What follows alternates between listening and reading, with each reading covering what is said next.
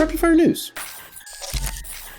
Police in Alberta issue a warning about a gang of hugging bandits. The group used distraction tactics like when you had your friend kneel on all fours behind your other friend before pushing him over to steal from vulnerable victims before 3 of them were arrested. This just goes to show that crime is a solo activity, and when you start involving other people, you will get caught. I'm joking. One of the men arrested claimed to have protected status, and we all know what that means. Moving on. Rapid fire forecast. It might rain where it's green. It's still windy inside of Hurricane Aaron, and it's still hot, but a cold front is making its way south. A 40-year-old man in Connecticut was rescued from a tube slide. The first responder said the man was wedged head and feet first in the slide. I thought we were gonna have a Simpsons scenario on our hands, but this seems logistically different. The visual of a 40-year-old man getting stuck trying to slide down a slide head and feet first is deeply humorous. When they pulled him from the slide, I bet it looked like when you turn the can upside down to get the spam out. Police set up DUI checkpoints outside of Nickelback concerts in Canada. How are Canadians supposed to enjoy the lyrical genius of Chad Kroeger without a little liquid love? I see a very easy marketing opportunity here for Uber and Lyft. Let's see what else we got. A South Lake Tahoe resident tested positive for the plague. The man was bitten by an infected flea at a campsite, and I just bought an industrial-sized bottle of DEET. A contestant on the show The Biggest Loser briefly died during a challenge. Shouldn't Ozempic make those shows obsolete? Ozempic beats dying on the beach for a weight loss challenge. The woman was resuscitated and spent a month in the hospital with rhabdomyolysis. I'm honestly surprised that doesn't happen more often, but I digress. People reading for pleasure has fallen 40% over the last 20 years. I guess it would depend on your definition of reading, because I know people who spend 14 hours a day reading on X or Reddit. I'm not saying that's a good thing, it's just that words matter. What's even more concerning is that reading to children has fallen by a larger rate. You should read to your kids, they love it. I put the blame on the education system, which isn't even trying to educate the students in this country anymore. But that's a bigger topic for a different day. Next story. The newest trend for stress relief in China.